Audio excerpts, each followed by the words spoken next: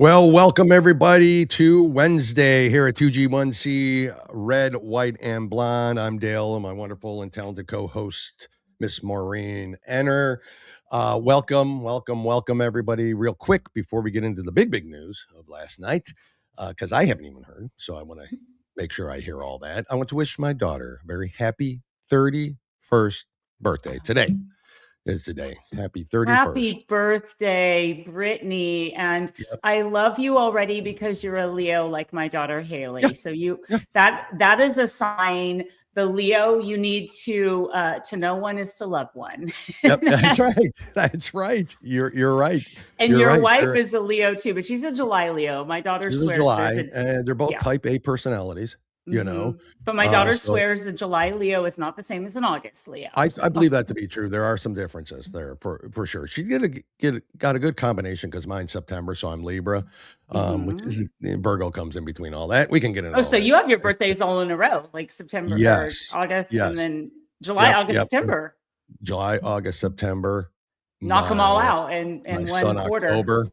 So you're done in the Q1. Like you got Q1. Yeah, you're normally done. what we normally do is we normally take one big trip sort of sometime in the middle of September. We've done this for years and years and years. For everybody. And we kind of combine it all. Yeah, with everybody. I love This year that. we're not. There's different circumstances and things going on, and we just couldn't this year. But it's been for years and years and years that we've done this, and it's been so this year's a little different, but we are doing some things, and there's some glamping involved, and there's all sorts of things going on. So she's a very outdoorsy person, my daughter. Yeah, she's hiker. She's a conservative hippie, if you can believe that or not, is kind of her style. So all right, she's a yippie. She's a yippie. All right. Thank you. Happy birthday. And there, look at Am, you know who that is. Oh, Anna Maria. Brittany. Thank you, Anna Maria. And Leslie is as well. Thank you very much. She's currently getting her nails done with her boyfriend right now. So that's where she's at.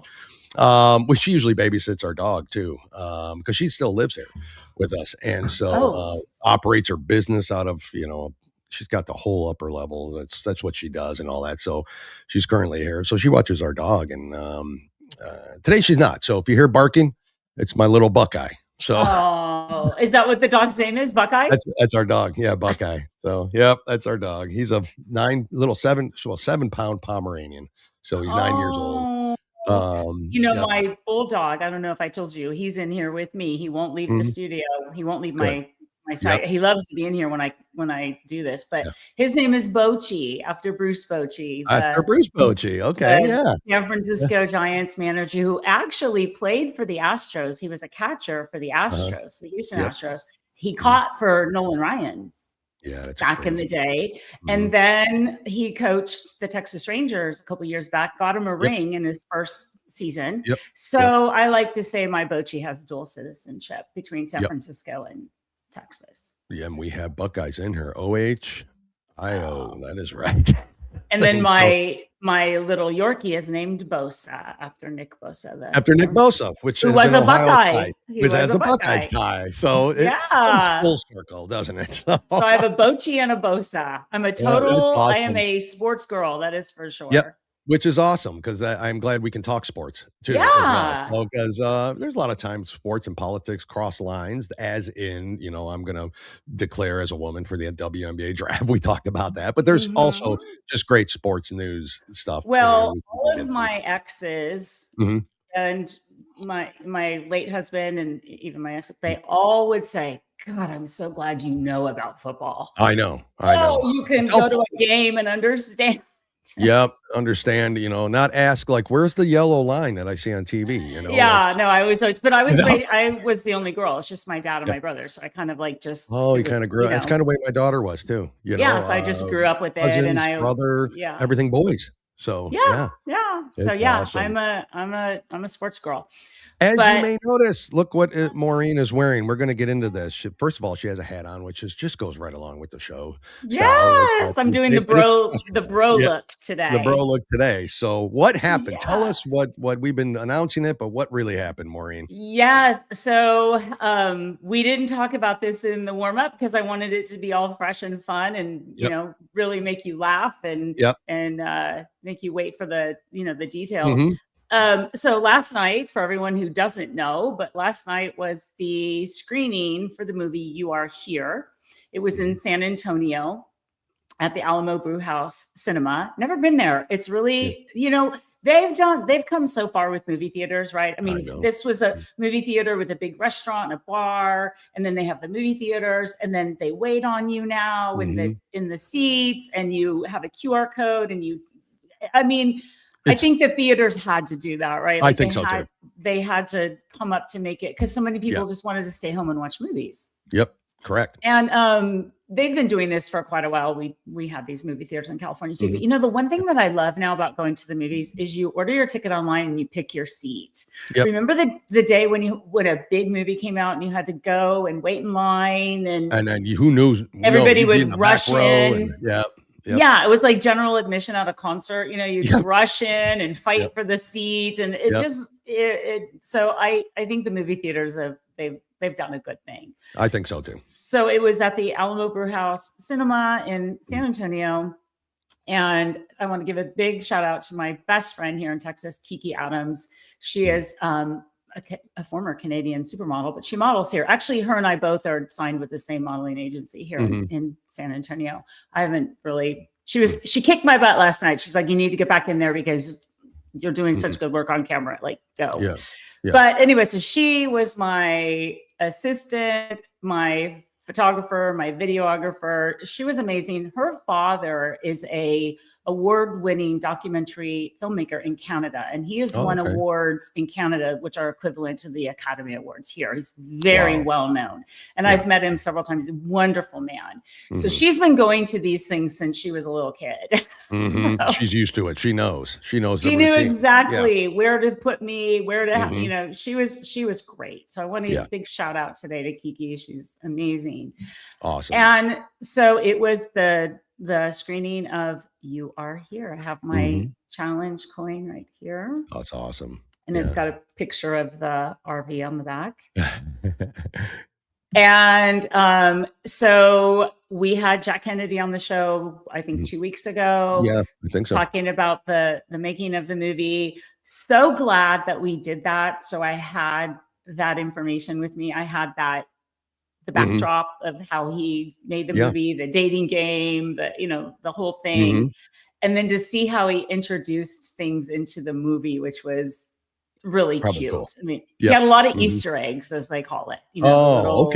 Easter eggs in the movie that you'd be like, oh, there's that. Oh, that's that. So his leading lady, Eileen Gruber, she was there. And I've known Eileen for 11 years, but just on air, having her on my show in California. So I finally got to meet her face to face, and that was great. She was wonderful. I met his wife, Claire, who's the director, and all 3 kids. And oh, wow. Okay. He talked about the Mighty Quinn, his youngest. Yes. I had forgotten the production company is called the Mighty Quinn. Mighty Quinn. Yeah. Yeah. And that kid is mighty, let me tell you. All boy, right? Yeah. I told his wife, I said, I only had one boy, but he has 2 boys and 1 girl. I said, when my son was that age, that's why I put him in football, was to wear him out. I didn't care if he broke his neck or broke his leg. I didn't care. Like, And that was the one thing. Yep. Yeah. And in football, because my son played baseball, it's not quite, it's not the same. And football wore him out. Like it would tire him out. Yeah. So that was my original motive, was to just burn off his energy. Yeah. Hit somebody besides me. Okay. Let's go. So the kids were adorable. And I mentioned when I was doing the moderation, I said, these kids are going to have the best back to school essay, because, every teacher, that's the first thing they say is write down what you did this summer. And I said, could you imagine? Maybe in LA, it's not that big of a deal that we traveled. I mean, maybe that's an LA thing because all the kids' parents are in the business. I don't know. Yes. But I said they're going to have the best what I did last summer essay. We traveled the country in an RV for my dad's movie. And then Jack said, well, most of his classmates are probably like, yeah, we did pressers and we stayed at the Ritz and we traveled. Yeah. Oh, yeah. And they're like, we're in an RV. Not as impressive is what he's saying, right? Comparable. Most of those kids had well-funded movie projects, probably. Yeah. Oh my God. That's funny. I'd rather be his kids. Traveling the country. They will appreciate that more. I honestly think that should be his next movie. And I said that to him. I said, we need to have a movie about your summer, because I bet you there's or at least a 6-part miniseries or something. Yep, correct. Yep, yeah, no kidding. I feel it's going to be kind of like We Are the Millers a little bit. I don't know. Something. I mean, it was. Correct, and Jack is hilarious. I think everybody got a really good idea of what he's like when we had him on the show. He's such a lovely, really, really, really a lovely person. And in person, he's exactly the same. And he's very outgoing and just humble. Very humble. Yes. And he was so appreciative of the work that we did for him and, me being there and very sincere, just a very sincere, but hilarious. I mean, he's got to do the movie is funny. He has a lot of funny, it's funny. It's his personality, but he's very funny. He's very, what's the word I'm looking for? Very engaging. Like when you're with him, he's with you, he's looking at you, he's very present. Yes. And, I was thinking, I've never done anything like this. I've never moderated a movie screening with people that were in the movie stars. Yep. I've emceed a lot of events. I emceed a charity golf tournament with the 49ers, I don't know, 15 years ago or something. I've emceed some pretty big events like in San Francisco for PR people would ask me to come in and, I did things like that. Yeah. But never have I done anything like this. Yeah. And, it takes a certain person because it's nerve-wracking. It can be nerve-wracking. I don't get nervous. I get excited. Good. I've never been nervous to do a show, or I don't get nervous. I just get excited. I never got nervous, like public speaking in general. Yeah, I never. Kind of good with it. So not everybody can do that. I was always like, my grandfather used to tell my mother, "Would you please get her an agent?" Yeah. She needs to be in the movies. Yeah. I was always dramatic and always, in front of everybody. It didn't bother me. So I don't get nervous at all. I get excited. Yeah. And so we watched the movie and I told Jack, I'll have to tag you guys in an email or text. He has to send you the movie and you have to watch it. Oh, good. Okay. Because there were some surprises and, I was like, oh, I didn't expect, okay. It was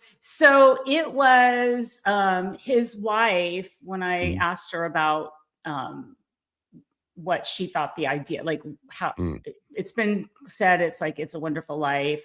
Yep. She said it's Doc Hollywood meets It's a Wonderful Life. Yeah. Do you remember the movie Doc Hollywood when Michael J. Fox gets stuck in that little town and he's like a big Hollywood. He wants to go to Hollywood to be this doctor. Yep. And so when she said that, I was like, oh, okay, I get it. Yeah. I get it.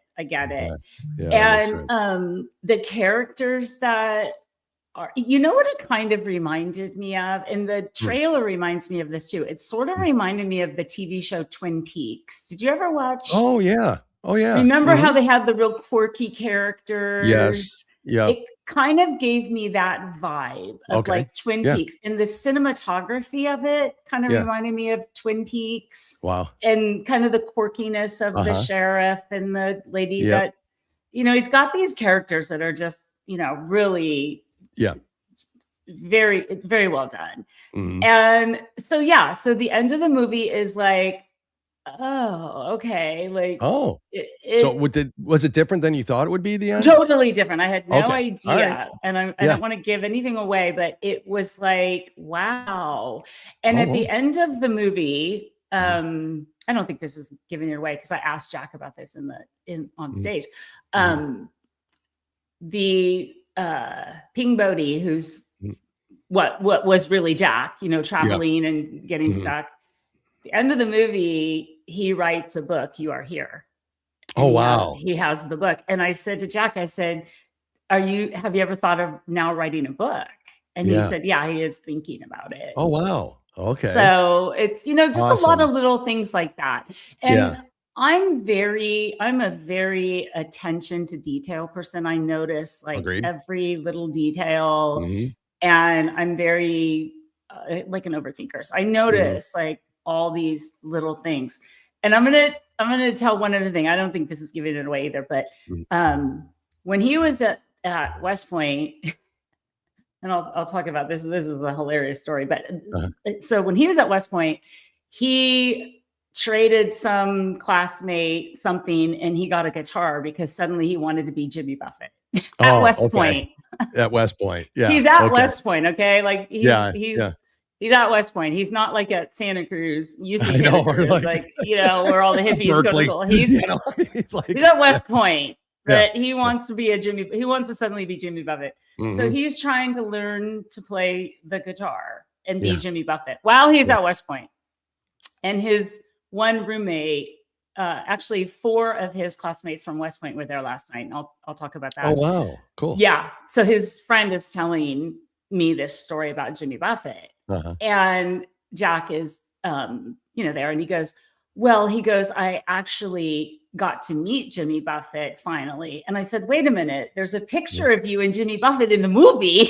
Oh, he said, that's okay. That's the night I met. So he went to the Hollywood Bowl one night to see Jimmy Buffett. He had a friend of a friend of somebody who did something for Jimmy Buffett, and he got him back there, and they were like, yeah, no, whatever. And he said, well, I just want him to see my West Point ring because of him is why I got through West Point. And then Jimmy Buffett came out and they met, and it's a picture of Jimmy Buffett pointing at his ring, and it's in the movie. It is. Just things like that, that were just, really cute. Yeah. But let me get to his West Point buddies. So 4 of his classmates that he graduated West Point with attended. They all live here in the San Antonio area. Oh, okay. And they came.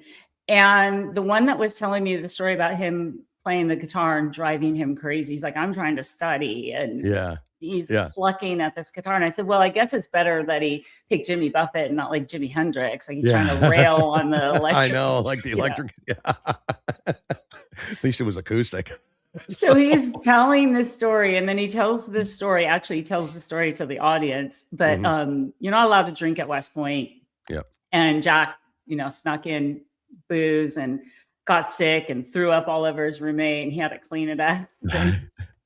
And I said to him, I go, did you ever hear the story of how he got into West Point? I know. Yeah, exactly. He actually said, no, I'm not going, and then threw a party and like, I got to go to West Point. My dad's going to kill me. Yep, correct. Yeah. And they were like, no, we didn't know that story. I'm like, yeah, that's how he got in. Yeah, I said, you got to listen to his dad was going to kill him. Yeah, he's got the for sale sign for the house is in the trees, and 200 kids, Auburn, it's a big mess. So it was really touching to see his former West Point classmates there and roommates. And one of them, I have the video of it, and we had some, I still have a ton of editing to do, but I will put together videos and we will post them. It's just, I didn't get home till really late, and I'm not used to these Hollywood nights right now. I know. It was a lot. Yeah. So he, what was I saying about West Point? They all, spoke, and one of his roommates from West Point said that they always knew he had this dream. He was always a dreamer, and he always had these ideas. He wasn't, I'm getting really the picture that he wasn't typical West Point. For sure. Right. But he went and he graduated and, but they said he always had these visions and he always had these ideas, and he was always, talking about stuff, and they always kind of thought he's crazy. And they're like, and then to be there last night to see it, they were really touched. And it was really so sweet to hear, to hear them say that. Yeah. Those are lifelong friends. Those are people, and one of his classmates, it was funny. I was talking to all of them after the event. We were all talking. He grew up in San Francisco. Oh, okay. And he went to, and then moved to the Peninsula, which the Peninsula is literally it's where like the San Francisco airport is, the Peninsula. Yeah. And a lot of people live in San Francisco, they moved to the Peninsula. He grew up in San Bruno, and he went to Sarah High School. Yeah. Remember that's where Tom Brady went, and that's right. Barry Bonds and Barry Bonds, all the, yep, that's right. Yes, and he went to Sarah, and then he went to West Point. And so it was just fun to have somebody from the Bay Area like me. Sure, that kind of makes it, bring it talking about like the Bay old home Area. day, you know? Yeah. And so when he was asking me about, my background, I said, well, I used to be on KMBR, which is the sports leader. That is the San Francisco home of the 49ers. That's a big radio station. So he was like, oh my God. Like, oh. So somebody knew, like I was on. Somebody knew. I know. You're like, oh my God, this is awesome. Yeah, I know. Yeah. So that was fun. We were talking, talking about that. Yeah. And I think, the movie is, it made me think, it made me feel, it made me believe that the message I took from it was, if you love someone, tell them. Yep. If you feel like something is unresolved, especially like in a relationship, that you tell them. Yep. And do what you want to do. Yeah. Yeah.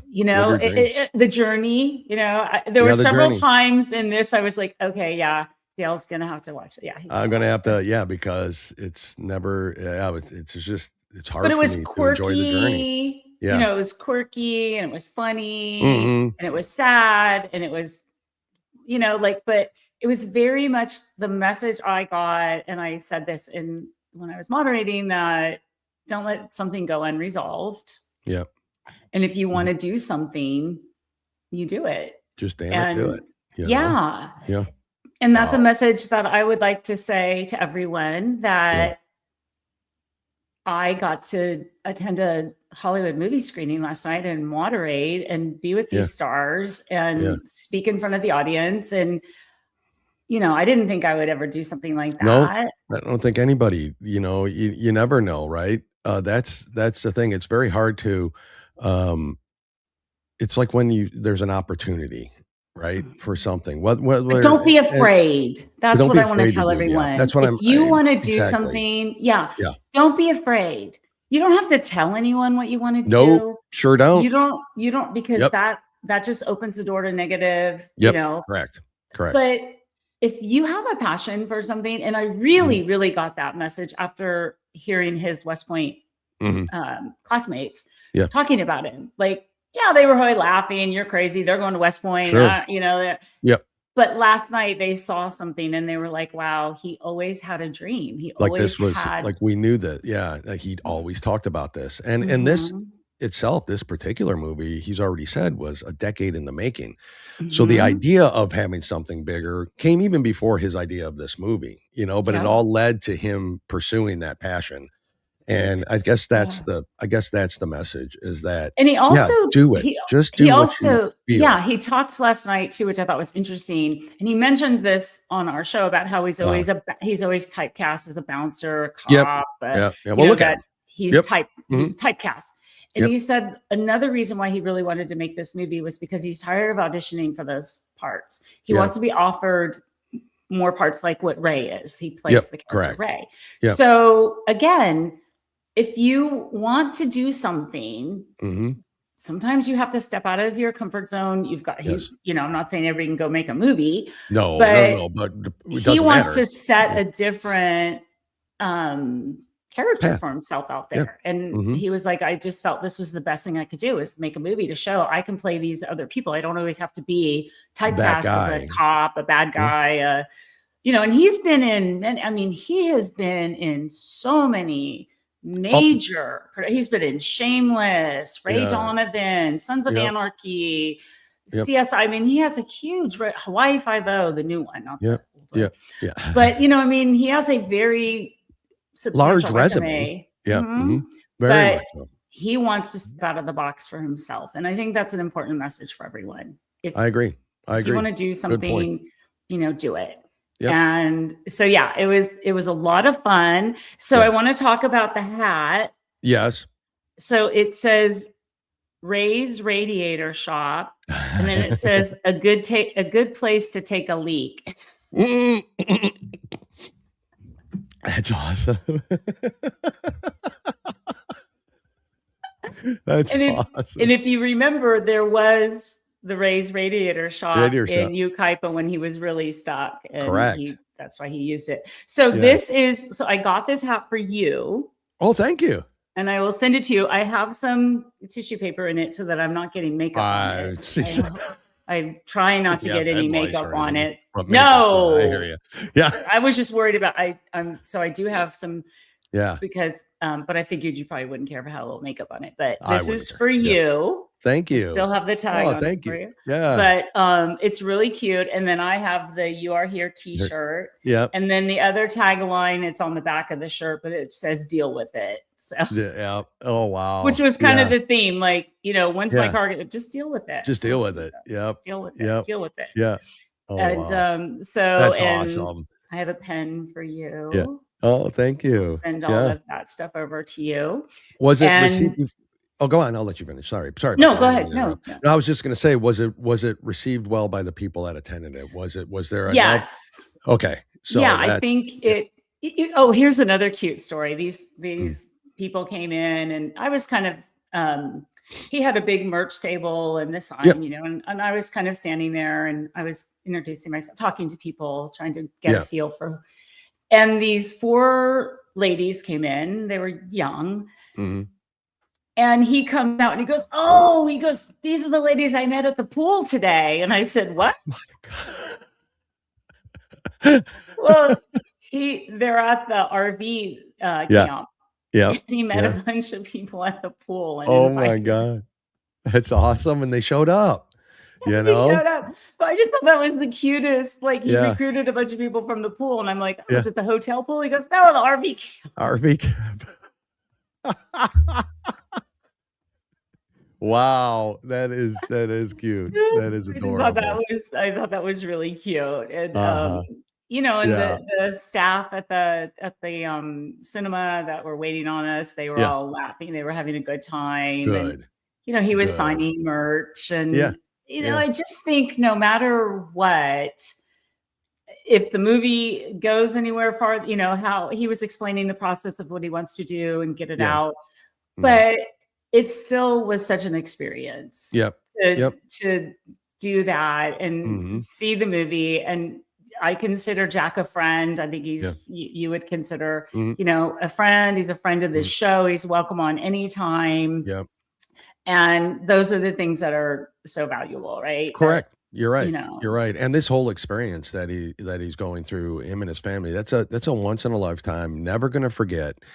His passion project. It's a pinnacle for him personally, because what a great example too for your children, right? What a great example. That's what I'm saying. This is something I've way better than the Ritz kids are going to experience. I honestly, in the long run. Yeah, I know. Every kid will probably be like, boy, I'd sure like to be at the Ritz and be waited on hand and foot. But in the end, you're seeing America, and they saw so much of it. Much, but they're not done. Yeah. I mean, but they've seen so much of it. His wife was really funny. She's very kind of quiet. That's what you need, right? You have to have the balance. It's like I always said, you can't have 2 Maureens in a relationship. Yeah. You have to have it. Don't work. But she was saying, she goes, would everybody please buy merch, please? Because we need therapy for our kids at the end of it. Yeah. It's fun.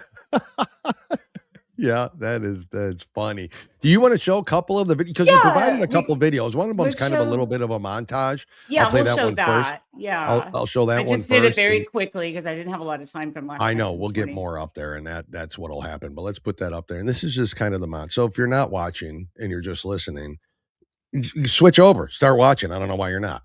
I always say that. Better to watch. But here's this little montage she put together. So they drove for miles and miles of those twisting, turning roads. Now I have to stop this for a minute, and I'll tell you why. Because this episode will probably be removed for a copyright infringement on this song. Oh, I didn't think about that. Didn't think about it either. Oh, but it happened when we did the surfing championship with the dogs. Oh, the Beach then let's Boys not song. show it. Yeah, let's not show it. I'll take it down. I got it less than 15 seconds, so we should be good. But okay, I didn't even think about that. I didn't either till I started playing. I'm like, oh crap! No, they're gonna pull this down. So we will post all of this. We will. I got another video though. Are these his buddies? The video, if you want to. Yeah, that's the one. His buddy from West Point. Okay. Yeah. Let me put that. This moment into the tour, but at least 3 of us have had a chance to watch your career develop for over 30 years. So not this moment, but as you take it in and you sit here, friends and family, watching, the discussion after seeing your film, completing this tour, Austin and then back to LA. How does it feel to realize something you've been working on for the majority of your adult life? That is a great question. That's his West Point buddy who is from San Francisco. He was such a nice guy. His name is Jay. Really nice. But yeah, isn't that something like? That's really nice. And that was what was his response to that? I really can't remember. Can't remember at this point, right? He was just, but I will say the question that I asked him was one of yours,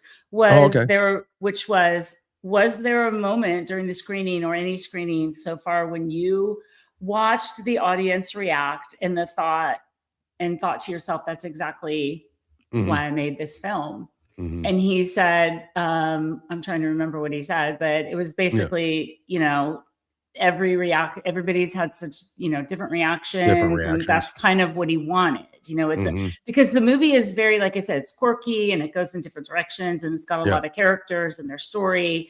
So it's so everybody reacts different to the certain, because not everybody's tasted the same, or a scene may mean something different to somebody. It's not boy meets girl. They get married. It's very, there's lots of, and each character has a pretty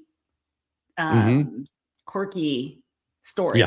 Yeah. That's interesting. It just reminded me a lot of Twin Peaks. I don't know why. That was the first thing I thought of. I mean, Twin Peaks is a little dark, but just the quirkiness, the quirkiness of the characters. And so Eileen Gruber plays his wife in the movie, correct? Yes. Oh, and then she's incredible. Like her, she's an incredible actress. Yeah. And then I asked both Jack and his wife, Claire, I said, Claire, what was it like directing your husband in a love scene with another woman? Yeah. And she's like, oh, I don't care. Like he could. We got 3 kids. I've spent all She was done by that night, I think. She was like, we got one more stop and then we're going to LA. We're going home. Yeah. But it was funny though. I asked Eileen, what is it like being directed by the wife of the person you're having a romantic scene with? Yeah. And she said the kids were the ones that were most confused by it. Yeah. No kidding. When they first saw the movie, they were like, are her and daddy now going to have a baby together? Is she going to live with us now? Like what's going to happen? That's cute. Oh, such an LA family story, right? Like kids grow up seeing their dad on screen with another woman, with somebody else. Yeah, you're right. Yeah. You're absolutely right. Yeah. Crazy. You want to show some pictures too that we got? So I have to do this kind of a different way. I have one here that, and of course this one is you and Jack with the. So if you haven't seen Maureen without her glasses, my contacts. Oh, that's the wrong one. Sorry. So no, here it is. There it is.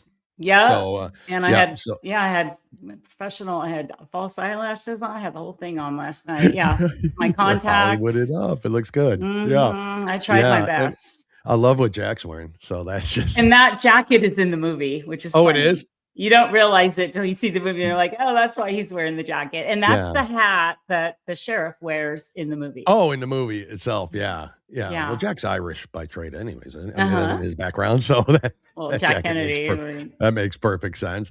And he is he's tall and he's very physically fit. Like he's a very, he's not soft anywhere. He's like a good, because solid... you're not short. So no, and he was, and I didn't wear super high shoes, but he was, but we both decided watching Judd Nelson in the movie, he's very short. Really? Yes, Judd Nelson. These guys.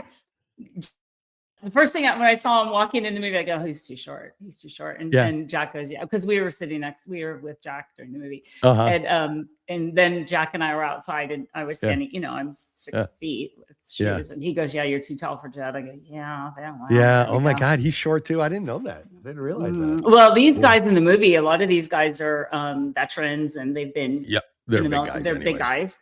Yep. And Judd was, I notice those things all the time because I don't want to be the tall one out of that. Let's what is that might be the same picture coming up on the screen. So I gotta share my screen. This is what I have to do. So I'm gonna go back and I'm gonna put that one up.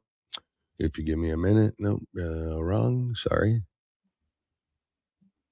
So this one, and then I'm going to share screen because I want to see these because I think these pictures are that's that one. Let me remove. And then sorry about this. I don't normally share screen, so it's a different. I sent them over to you so late this morning. I'm sorry. Oh, that's all right. I'm still waiting for more to be sent over to me. So there's that one, and nope, that came up again. Same picture. Oh, how about this one now? Sorry about that, Maureen. I'm kind of getting a little goofy here. Share screen. That's all right. It's a podcast. We're okay. This one, there it is. Who are we looking at here in this picture? So these are his West Point buddies. That's them, his West Point buddies. And those are his classmates from West Point that all live in San Antonio, which is great. That is crazy. It's crazy, isn't it? That they all live there. Huh. Those are his buddies. Yeah. Yeah, the movie theater looks super cool too. It was cool. It was really a lot of fun. So I'm gonna do this and I'm gonna do this. I think I got this handled now. I think I know what I'm doing. There's this picture. Oh, here we go. Pure Hollywood right here. Oh God. Pure Hollywood right here. There it is. There she is. Oh yeah. There I am with the mic. With the mic and it looks good. So yeah. That's awesome. I like that picture. I think we definitely got a couple more here that I want to get to.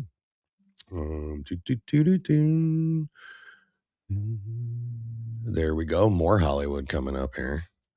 Share screen. There we go. There's that one in front of it with the Mighty Quinn Productions. The Mighty Quinn production. Yep. And so this theater, and before I take that down, it's a great picture too. Before I remove that, so this is a standard kind of movie theater, but different. Yeah, they had because a stage. They had the stage and all that. Stage. Okay. Yep.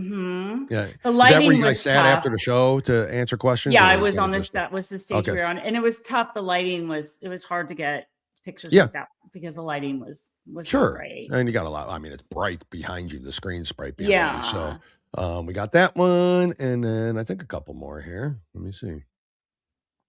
Oh, this is the one with the merch.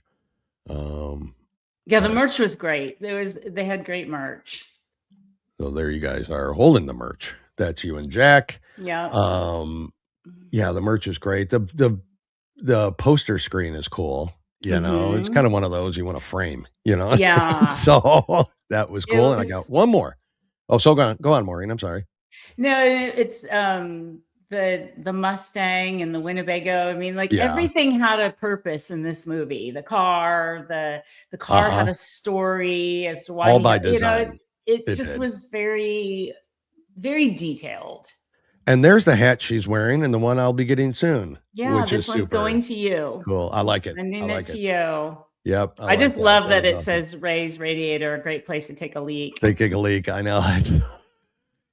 Which should have been Ray's original motto anyways, back in the day, I'm sure. But oops, sorry. I took you down instead of the wrong one. The other thing that's funny about taking the leak is there was a lot of taking a leak, human leaks in this, which is also funny. Like it's really? Okay. Yep. You'll see when you because everybody's got, it's a natural thing. Everybody's got to do it. It's like again, everything had a purpose and a meaning, and it definitely, I would agree with what Jack said, that it definitely would have been a date movie in the 80s. Definitely. Yeah. It would have been one of those anyways, because they were all kind of like quirky and cheesy and somewhat, but good storylines. Yeah. And they weren't big blockbusters, but we all went to see them. Yep. Correct. When they came out. It's funny. I watched absolutely my favorite movie of all time. I watched it, I think Saturday. I just happened it was streaming. Mystic River with Sean Penn. Yep. And Clint Eastwood. Aside, I agree. I mean, but but Clint Eastwood directed that movie. Clint Eastwood directed it. Yep. And great movie. I get the chill. I just get the chills. Growing up in San Francisco as a kid, where my grandmothers lived, that movie brings me back to that time when they're kids. Yeah. In San Francisco looked like Boston. It looks the same. It's very similar. And that is such a good movie. And that wasn't a blockbuster movie. It wasn't. I mean, it had big names in it, but it did. Kevin Bacon was in it. But those were the kind of movies that came out regularly. Every couple of weeks or every month, you'd get these movies. There was originality. There was stories. There was great acting. There were good casting. It was great directing. It was great screenplays. It was everything was, and now it's just, and I don't know if this has a lot to do with CGI stuff. I don't know if it has a lot to do with that. Well, it's what Jack said. It's the studios are owned by, they're all corporations now. There's no independent studios. There's no, Hollywood has just, and that's why so many have moved out of Hollywood to create independent studios to bring this back to get it back. So because you can't do it. You can't do it in Hollywood. It's done. They're done. For instance, we watched because it was in the movie theaters, and our son went to see it, and he told us, and it's now on Peacock. But the movie Obsession. Okay, I don't know if you've seen. Okay, absolutely. I haven't seen it. Oh. Absolutely mind-blowing movie, honestly. I mean, these aren't professional actors, these were YouTubers who made a movie for what would be low budget. Just over $1 million, which I know it's a lot of money to all of us. We'd love to have that. But for movie production, and that thing is in the hundreds of millions of dollars it's made already. Yeah. So, but the storyline, basically it's the, be careful what you wish for kind of story. So I encourage everybody to watch it. There's scenes that are like, oh, that acting's not the best and all that, but the two main characters in that absolutely do an amazing job in acting. But it was original, and it was original thought, and it was just filmed on, like you would normally see a film made, and it's just like, that was so enjoyable just to watch it, and it is a psychotic movie for sure. If you're into like psychological thrillers and things like that, this is a little of that mixed with horror. So really good. I think back to like it's been 44, it was just 44 years, August 13th, that Fast Times at Ridgemont High came out. You're right. Yep. Oh, and at that time, those actors were nobody knew who any of them were. Nobody. And Cameron Crowe wrote that, and I think he produced it. Maybe he directed it, I'm not sure, but he wrote it. And what he did was he graduated high school when he was like 17. Really, Cameron Crowe's true story. Graduated high school and then ran away and covered rock bands. Oh, yeah. And wrote very similar to the character in Almost Famous, because he wrote and directed, produced that as well. Yep. But he, at I think 21 years old, went back to a high school in California. Yeah. At 21. Because back then you could like go to school and need all the papers, and you could just say, I'm signing up for school. Yeah. And he went to a random high school in Southern California and wrote Fast Times at Ridgemont High after that experience. Oh my God. And growing up, as I did in California, I went to California High School. I literally, that was my high school, California High School. We were the Grizzlies. We were the Cowgirls. That was the school. And every single high school in California was Fast Times at Ridgemont High. Yeah. And I don't care who you are, because I posted a little video about it on my page, and everybody got hundreds of views and people commenting like, oh yeah. And I said, if you grew up in California at this time and you went to high school in California, everything was Fast Times at Ridgemont High. But the point I'm making is that Cameron Crowe, that was a no-name movie. Correct. Nobody knew who Sean Penn was. Correct. Phoebe he was Cates. Spicoli for the longest time because of not even knowing his real name. And we all had a Spicoli. We all had, I mean, it was so, and that's where I feel like we need to get back to that creative. I agree. You know, and look at Fast Times, look at the music that came out of Fast Times at Ridgemont High. Tom Petty was, I mean, he was sort of, but I mean, that American Girl came out of that, and Somebody's Baby, like it's just so but I think about going to see Fast Times at Ridgemont High. I probably saw it 10 times in the theater that summer. We all went. But those are the kind of movies I mean, not these huge blockbusters that have just stars in them. It was nobody in that movie, and it was something we could relate to at that time. And now it's an iconic movie. Yes. Correct. You know? Yeah, we need more of that, and maybe You Are Here is something like that. And it might set a trend, hopefully. And he does have a little bit of music in it too. I'll leave that. Okay. For you to find. I mean, he does have a little bit of music. Okay. And this is hilarious. And this, okay, so he has his, I think either 3 or 4 West Point, guys there. So I'm asking the audience, they're raising their hand. And so I said, yes, what is your question? And Jack goes, oh, that's Dr. Bell. Yeah. That was the guy who told me I was too opinionated and too conservative. No way. That same name. Oh, the same name. Well, I can't see because I'm in this light, and you're thinking, and I have my contacts on, but it's like the house lights are on me, and I'm like, my best friend Kiki, she's like, what's your name? Oh my God. And I said, Dr. Bell. I said, are you a doctor here in San Antonio? He goes, yeah. And I'm like, what's your name? Yeah. And she goes, that's her ex-boyfriend. Yeah. I almost needed CPR. I was like, I literally was like, I couldn't breathe. And Jack, he goes, oh, does that name ring a bell? And I go, way too close. Yeah. And then I looked and I said, you're a doctor in San. I said, and he goes, oh yeah, I know him. And I'm like, oh my God, with the same name, same last name. So, and in San Antonio. So after we're talking, and my friend Kiki is just like hilarious. She's like, hey, would you shut up with that ex-boyfriend? I don't. Yeah. So we're talking, and she goes, what kind of a doctor are you? They're the same kind of doctor. No way. The same practice. Oh my God. I'm like, they're not brothers. She goes, are they? No. And she says, that's her ex-boyfriend. And I'm like, for the third time, could you? Yeah, could you? I think we're done talking about that. Yeah. And he goes, well, that's not me. He goes, my wife wouldn't like that. And I go, no, it's not you. But what are the chances? Are you kidding me? What are the, So Jack is laughing. And I go, Jack, this is the guy that I was telling you about that said I was too opinionated and too conservative. And he's like, oh, well, I'm glad he's not here. He goes, I would have told him what he had. But I was like, I'm kind of surprised if he does listen to the show, because you said he has, and he does. Well, I'm texting him later to tell him, why didn't you warn me there were 2 of you out there? Because I met the other one last night. I almost had a heart attack. Exactly. I almost needed CPR, a resuscitation right there on the stage. I almost died. Yeah, I would imagine. Literally, when Jack goes, oh yeah, that's Dr. Bell. I'm like, what? Oh, wait, turn the lights up. I can't see. The odds of that are, I mean, come on. That was a moment. Yeah. Not that Bell isn't, like, you could probably find Bells all across the country, but the fact that they're doctors and in the same town doing the same practice, which is not a common. It's a very, very, very, it has to do with the, I don't want to say what it is.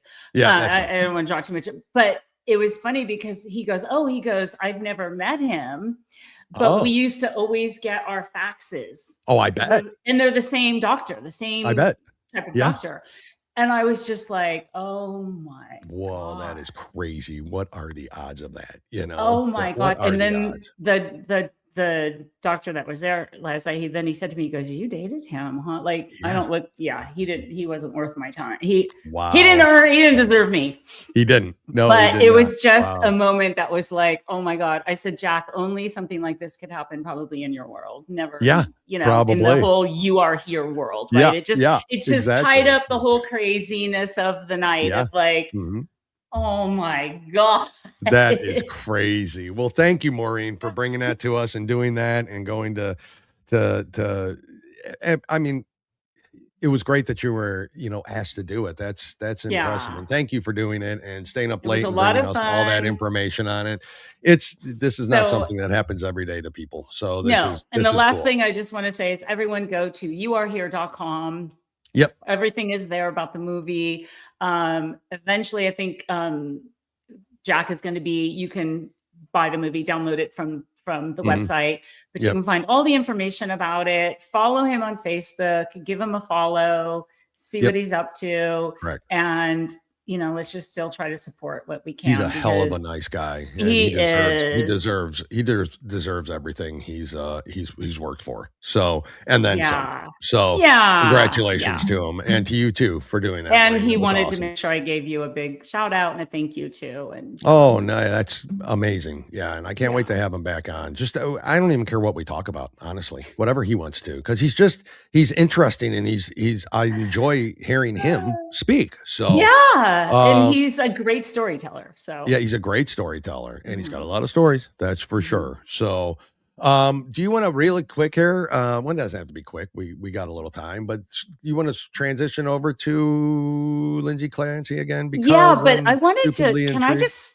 just want to talk a little bit about this John Ossoff. Have you heard what the rumor he's trying to float about Trump's assistant? Yeah. Did you hear about that? I did read a little bit about that, but I'm sorry, I'm not as in tune to that. I saw a lot of memes, Pee Wee Herman memes and all that. I saw that come through. So, but yeah. So John Ossoff, I can't even think where it's from Kentucky. I can't even think Georgia, where he's from. I thought. Georgia. Okay. Yeah. Georgia. He's a senator trying to position himself for presidential run. And so he came out and said, I don't know exactly what his quote was, but it was taken as he was accusing the president of having this affair with his personal assistant. This is his personal assistant in the White House, his number one person in the Oval Office, his assistant, executive assistant, whatever, And she's beautiful, blonde. And so he came out like, oh, she goes to all of his golf tournament and she's with him. I heard a good point. Somebody pointed out that the left is always supposed to be about supporting women. Yeah. Oh, yeah. And getting women being in the workforce and being proud and having these big positions. They're never about that when it's a conservative Republican woman. Correct. Look at how they treated Sarah Huckabee Sanders. They were horrible to her about her looks. Horrible. Terrible to Kayleigh McEnany, and then they were terrible about Caroline Levitt, saying, Joy Behar on The View said, well, the only reason she got her job is because she's a 10. Yeah. They just cannot wait to rip down. Correct. Conservative women. That's all they're intimidated by them. That's why it's their defense mechanism. So and the thing like this, I don't even know her name. Who's the Harper? Is her last name Harper? I don't know. I'm sorry. I don't know. I just listened to it quick this morning. Yeah. But she is a survivor of a very rare cancer. Trump met her at a speech. And, he met her and was very impressed with her. And she has this position with him in the White House. So now John Ossoff is walking back his, I didn't say that they were, and it's just another example of how they say they're about women, but they can't wait to tear one of us down. Correct. And it's at whatever the expenses, they don't care. Yeah. Yeah. And they're like, of course she travels with him. She's his right-hand man. There it is. Natalie Harp. Thank you. Natalie Harp. Thank you. Yep. And it's just, I'm so sick of it. I'm really, really sick of this. And it's been happening for a very long time. Correct. And, and Trump he's an optics person. He likes optics. He likes everything to look a certain way. And that's perfectly fine. I mean, it is perfectly fine. She's blonde. She's beautiful. Why not? What is wrong with having You shouldn't be punished for that. No. So, I mean, it's in the same respect, he is also a results guy. If you get the results, he's not going to hire some dummy. He's not going to. Everybody that works for him that's blonde and beautiful are super smart, very well educated. Their resume stands on their own. And they just can't help but. And is it any wonder why women, we are facing this? We don't want to do it anymore because I know. This isn't worth it. I know. It's true. And they know that. And that's part of the design plan, their game plan. It doesn't matter. Well, he is coming out saying I don't think he quite apologized, but he's like, of course I never said they were having an affair. Yeah, they never do. That's right. Yeah, that's right. I said one thing, but it's not really what I said or meant. It's just taken out of context. You got to play the whole clip. There's a series of canned responses to everything they do. And we know the game. And it's just that is aggravating, and it pisses I was it's too. just very frustrating because the left is always supposed to be on the side of the women, but they never are. Yeah, they never are. No, they aren't. I mean, it was just they are on the side of the women. They support they said they are, and women. then the media said they are. Yeah.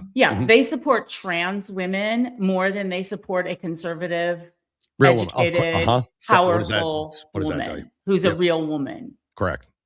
Yeah, what does that tell you? But thank you. Remember the time that do you remember the time that Caitlyn Jenner did the interview with Diane Sawyer? I do. Was a long time ago, probably 10 years now. I don't know how long he's been a she, but when he said that he was a conservative, did he say conservative or Republican? I think he said Republican. Yeah. And she about fell out of her chair. Oh, she did. Yeah. There's no. She was more shocked that he was a Republican than all the Kardashian nonsense, all the craziness, everything that's gone on. I mean, that tells you right there. Like, they're so one-sided. They are. They absolutely if you are this, you have to be this. So this brings me to a point then. I'm glad you brought it up. And before we even got to discuss anything else, I just, I saw a post that was created on Facebook and it's gone around. It wasn't original, but Angie, who is one of the co-hosts of the Patriots Raw on the America First Network, along with T on every Tuesday night, she posted this, and it's like, a copy and share, and somebody else did it. And so she just copied and shared it too. But it all makes sense when you listen. Is this not what America is like right at the moment? And I'm going to go and read. There's like 10 things I want to read real quick. And they're small little blurbs, small little statements about America. So for instance, if a man pretends to be a woman, you are required to pretend with him. That is what is the trans movement is about.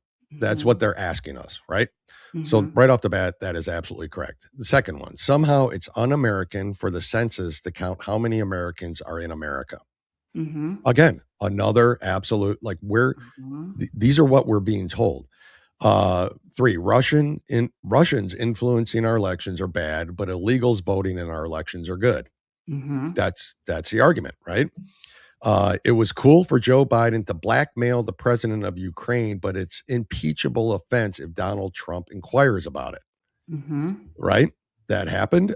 People who have never owned slaves should pay slavery reparations to people who have never been slaves.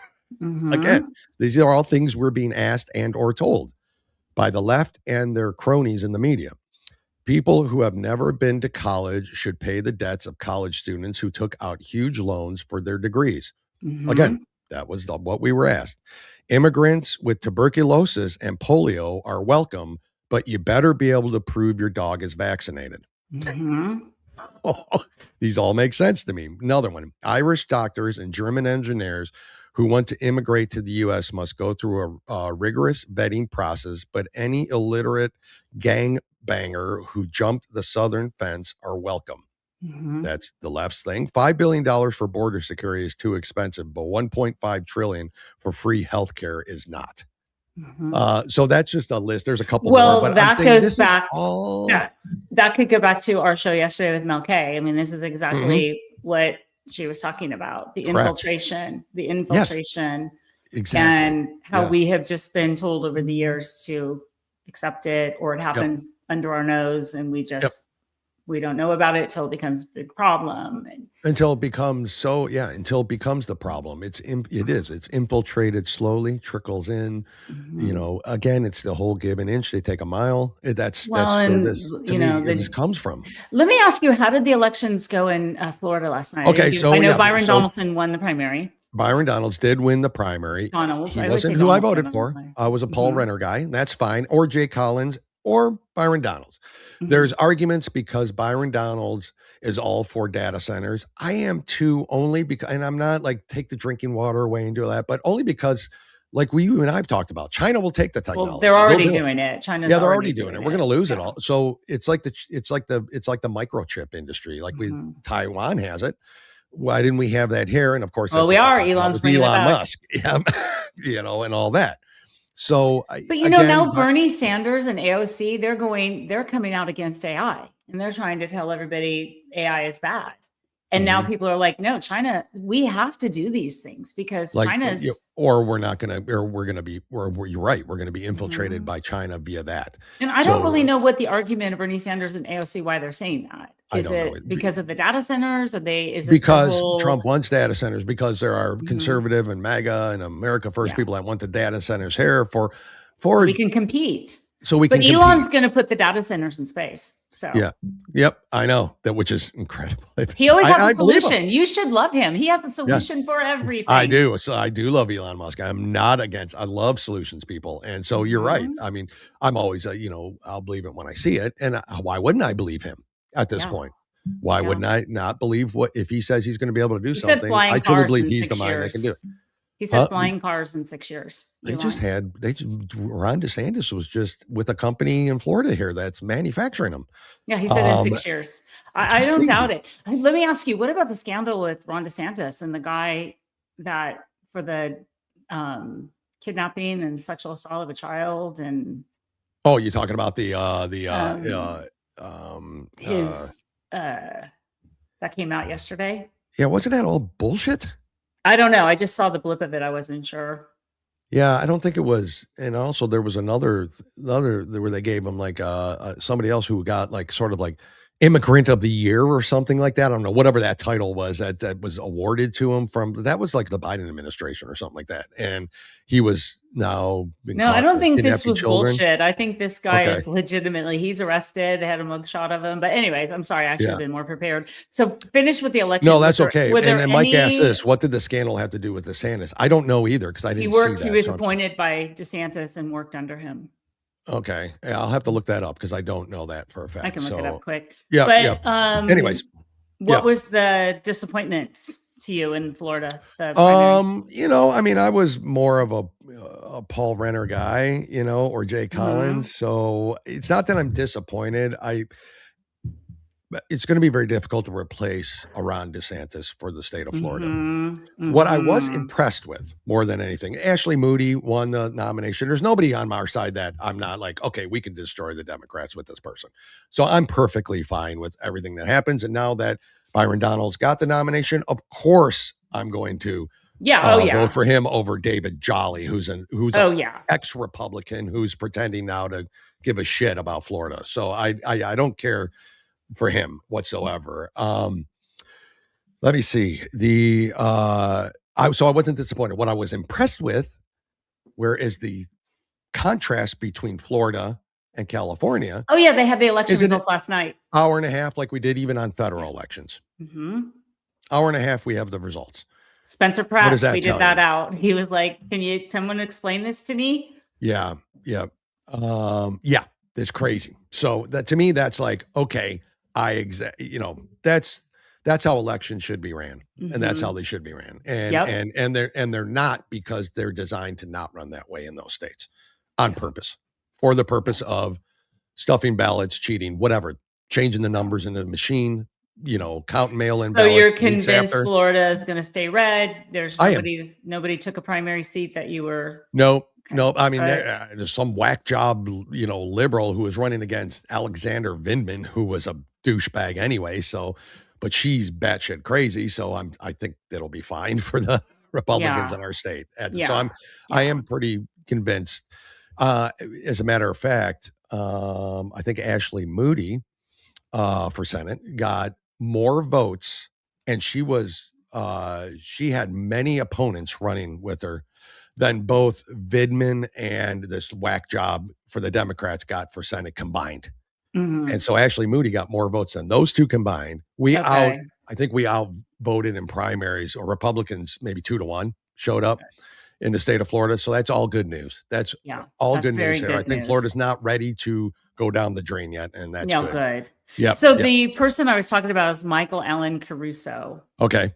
DeSantis, he was a DeSantis ally and appointee, Palm Beach County Clerk of the Courts and former Florida State Representative, was arrested yesterday on child sex abuse related charges. Caruso's with his facing granddaughter is what Mike is saying, I think. Felony charges, including kidnapping, lewd or lascivious molestation, lewd or lascivious exhibition during enticing a child. So yeah, it doesn't seem like that would be a guy DeSantis would hire if known, but Leslie does say this: we live in a you better fully vet these people world. Sadly, doesn't matter what side of the aisle they're on.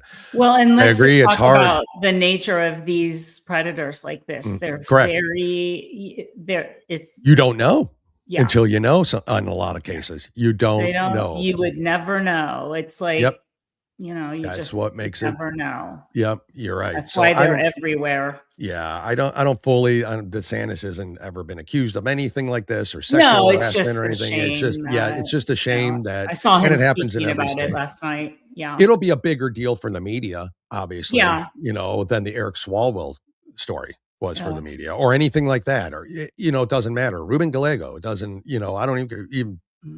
It doesn't matter. But anyway, so thank you. I didn't really know much about that and didn't see it. So I appreciate you bringing that up. Real quick here near the end of the show, I do want to get a little bit into the Clancy thing because I have a couple of videos that I think were really powerful yesterday. One of them was the prosecution's cross-examine of Sue Clancy. All right. Which is Patrick Clancy's mom, who I thought did an amazing job on there. And I don't have this part of the video, but at the end of her testimony, after she was done, she walked out. She looked at Lindsay and nodded. Gave her a nod. What is that? Yeah. So again, I'm not a Lindsay didn't do it person. I'm I don't know yet. I am also what does that tell you when I look at body language and what people, and I'm no expert at it. Well, I'm not as concerned with that is that's not that big of a deal to me. What was the big deal was the prosecution asking her right here. Mortal. You want to hear it? I got that's the one I got. So let's this is bizarre. Well, I want to talk about what the jury. I'm going to talk about what the judge said and what happened. I talked to a good attorney about this. All right, let me play this and then please. And now moving towards Christmas, you had dinner with them at their house on the 23rd, right? I don't remember. Okay. Do you remember breakfast on Christmas Day? Yes. Was that at their house or someplace else? Their house. Okay. And then what did you guys do after breakfast? We went to church. And fair to say you've previously testified that breakfast was great. Yes. And that church was beautiful. Yes. And in fact, the defendant, she told you that it was great and that she was glad she went to church that day on Christmas Day. Yes, she did. And then after that, you're aware they went down to Connecticut to see her family. Right. Now, are you an active member in the Catholic Church? Yes. This is the part. So you're aware that murder is considered a mortal sin? Yeah, Counsel, could I see you over here?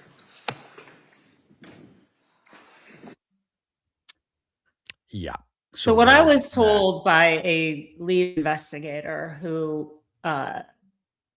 said this is really where they lost, because the judge said, can I sidebar, before there was an objection. Yeah, before the objection even. Which is absolutely like that attorney, that prosecutor's gonna be like, she doesn't lose her job. That was so bad. Yeah, you lose. That's just a question you lose a jury with too. So it's not even the what fact they that, do during a sidebar is they do a white noise sound so that you really can't hear oh, okay, the all right, judge yeah, talking to the attorneys. mm-hmm. But I was told that the Mm-hmm. jury was just shocked. Yep. And they were like flabbergasted, like Which is weird she to lost me. the jury on that point. I mean, like, Yeah, she and did. I think, I mean, we've talked about what we think of the prosecution, but it's almost like she was getting angry that his mother was not siding with them. I agree. She really wasn't she wasn't taking the bait. She tried to say, well, did you know that she told people that she That she didn't. She was like, Yeah, I she never didn't did like that. you, and then you never wouldn't said watch the that to kids. me. Yeah. And what about, did the kids ever spend the night at your house? And how come we never took? And she said, we decided kids were the best at their house, you know? So I sort of felt like, okay, she's just going to go in because she's not getting her on her side. They're not, correct. They're not, this mother-in-law is That's just a weird line of questioning, a weird way to say. Well, and I'm a cradle Catholic. I'm proud to be a Catholic. That's all I know. Born and raised Catholic. I wouldn't say devout. There's times I'm devout, but definitely my husband, Oscar, was a very devout Catholic. Yeah. And, you know, they brought up, they wanted to know about the priest because the priest has been seeing her. Well, as a Catholic in the Catholic Church, new canon law, it's absolutely known that whatever you speak to your priest about, especially if you are in confession, you are protected. Yep. Correct. And people don't realize a priest can take confession anywhere. It does not have to be in the halls of the church. It does not have to be in a confessional booth. You can, and especially if you are visiting somebody who's in custody like this, you can conduct a mass, you can give communion, you can take confession. A lot of priests they take confession on a deathbed in a hospital when you get the last rites. I mean, but it is still protected and you cannot.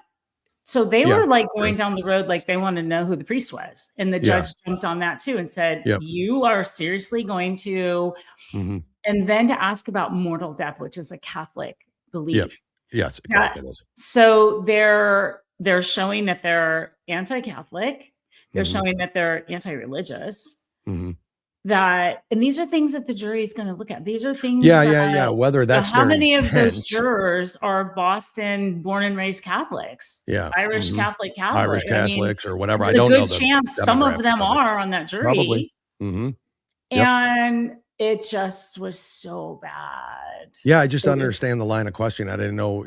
To me, it wasn't the point. Of course, we all think murder is a mortal sin.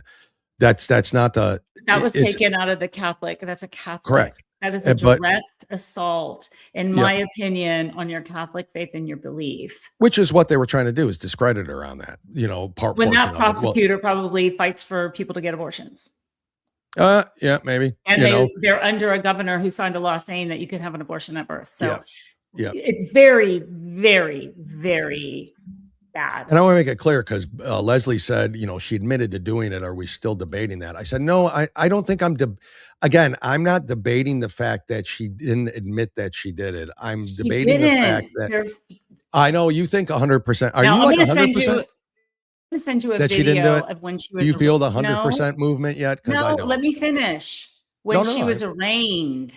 Yeah. When she was arraigned, her arraignment hearing, when she first was brought in and what she said she did and how it was not guilty because she never says, I'm guilty of this. Yep. So she has never admitted she did this. I am not guilty because of postpartum psychosis. I don't know that. Yeah. So I'm glad you told me that. So I saw her original arraignment video yesterday. And people are like, would everybody please watch this? Because she has not admitted to this. I will watch that because I haven't. I wouldn't. And I didn't mean to interrupt you. I'm just saying, like, I'm trying to figure out the level of your confidence that she didn't do it, as opposed to where I'm at the time. Not for an argument's sake. Yeah, but we don't know still. Like we don't. I guess technically I'm kind of. But everybody thinks she did it and she admitted to it. She hasn't. Okay, if that's true, then and if she had, she would say I'm guilty.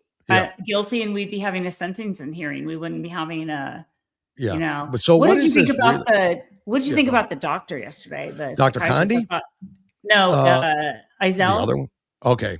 I have Doctor, I think Condi. Maybe I have the name wrong or whatever, but he was the one who said that she called suicide hotline and they didn't help her. She called multiple times and they didn't help her.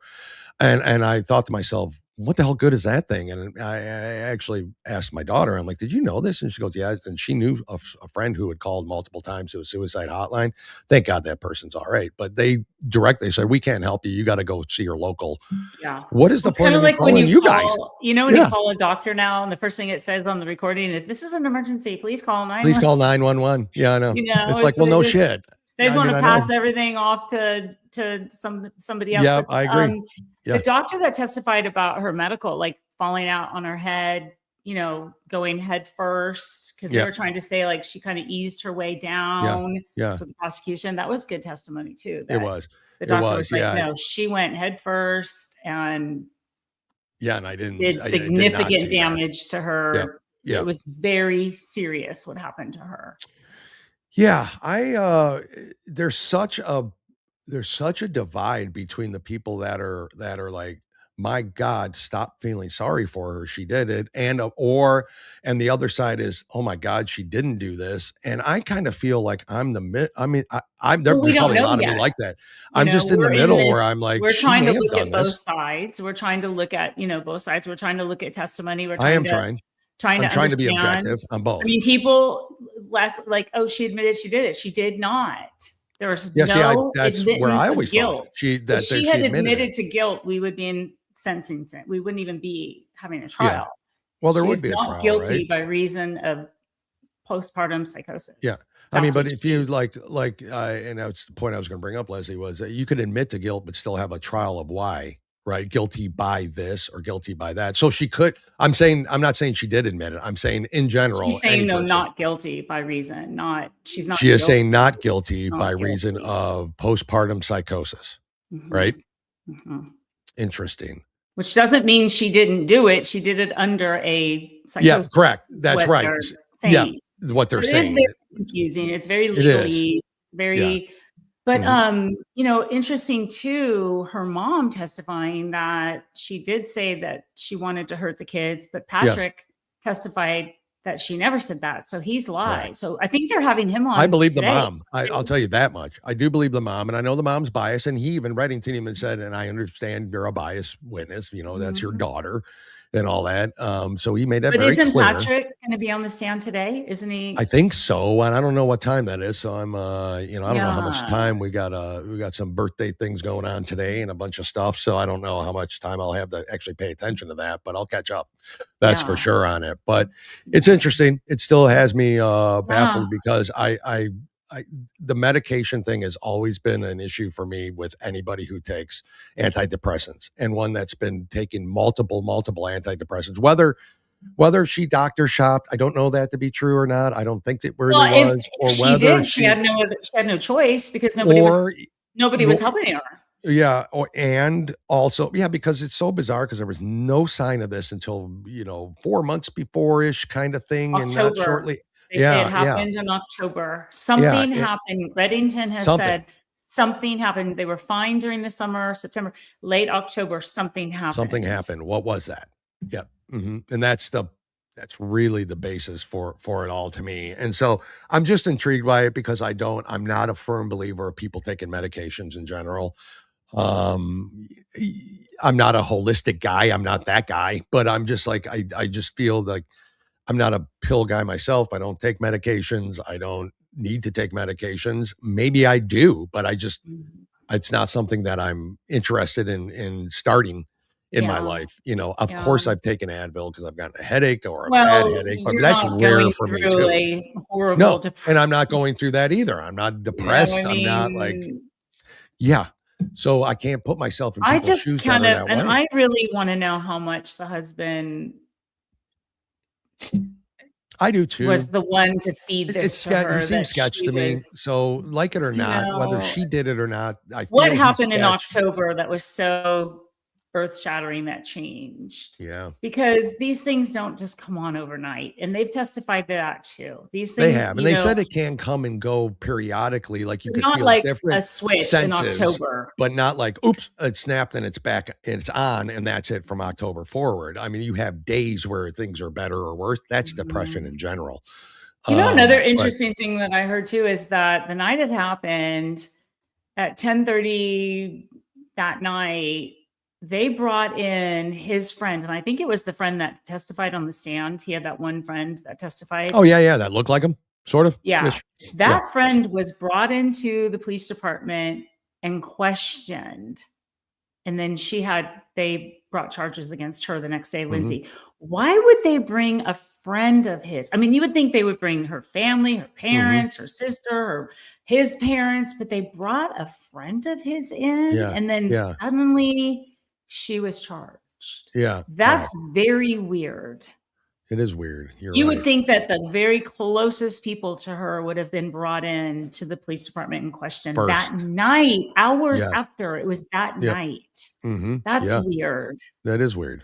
That is very weird. Huh. Yeah, it's interesting. And you're right, the whole Apple Watch moving while she was in a coma thing is still baffling to me. So I'm very interested to see that. I got to be honest with you. I'm starting to believe the fact that when Patrick Clancy said he called her, he had her phone on her. Like it was a dial and on there for minutes and all that. Yeah. Or he was wearing her Apple Watch. Yeah. And he was able to call and you know what this has made me think of too? What? Yeah. What? I don't ever want to touch my phone again. I don't want to search anything. I don't want anything. My God. If they looked at my Google search for just this show alone over the last 3 years, my God, I'd be convicted just by that. You know, so crazy things. I mean, every Google search you ever did. Like, I mean, I know, like it keeps, that and the fear of jail really keeps me on the up and up in life. Like I'm just straight and narrow at this point. I mean, when they were going through every Google search, I was like, oh my God, looking at my phone. Like, imagine anybody's Google search, anybody's Google search at this point. Can they search AI? I wonder if they can search. Well, they search your phone, so they probably have AI records that's saved somewhere. I can go into ChatGPT right now, and I'm because you got a library stuff you search. So I would emails, I just delete them so they're not all on the front page. And I'd be like, 3 months ago I talked about this. Remember that conversation? It'll bring it up. Yeah. And I'm like, holy they say lawyers have come out and said, if you're going through a divorce, custody, some heated litigation, do not use ChatGPT. I would guess not. They can pull it. They can pull it, of course. Find out what you're looking at, what you're. Yeah, and that's obviously that goes with Google. We know they can do that. But chat is like people look for really more detailed. They do, and they get deeper into their own personal stuff on there, and it's like, whoa, wait a second, and who else can see that, So they didn't have ChatGPT 3 years ago, so they did not. They were only doing Google searches. Google search, you're right. That was the first thing I thought it was. Oh yeah, no, I don't want to. I'm not. I haven't worn an Apple Watch in a while, and now I definitely don't want to.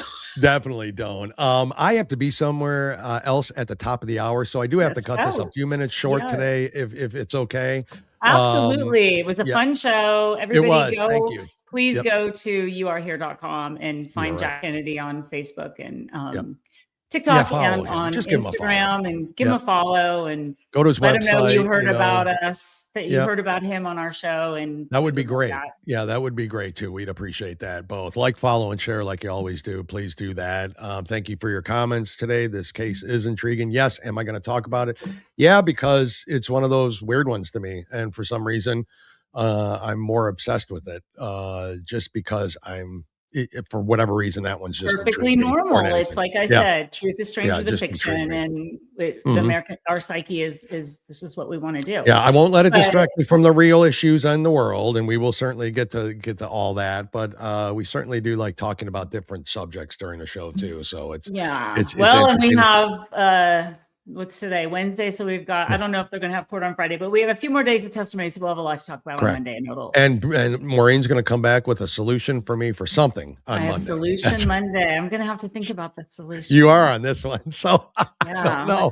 Yeah. And I don't even care if we've even talked about it, but just say, hey, if you were wondering, here is the solution. I would love to hear it. I'd be like, great. Yeah. I don't even have to think about that now. My Solution Monday segment. I love it.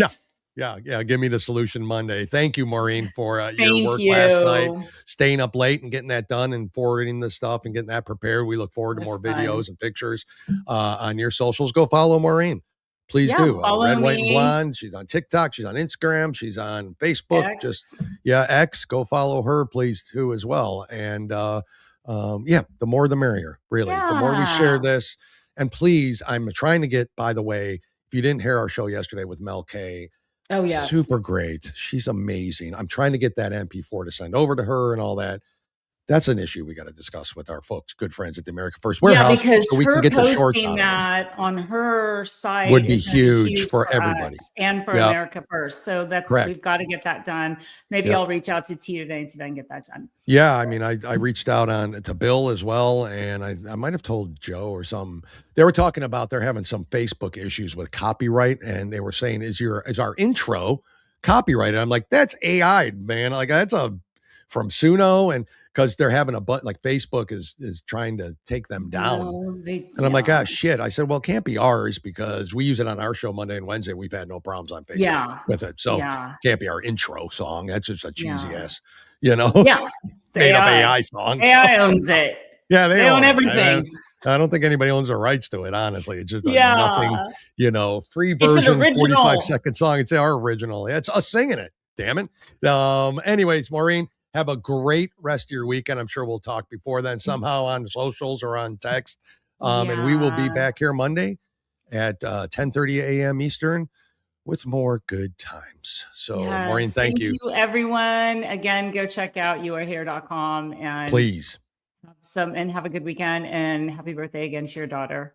Thank you. I appreciate it. Well, we're going to go celebrate the rest of the day and the weekend. So I love it. I'll give you the tea. I'll spill the tea on Monday to you. Oh, good. Okay. Well, enjoy. Right. Thank you. Talk to you later. Have a great weekend. Bye, everyone. Bye. We couldn't do it without you. Your support keeps us strong.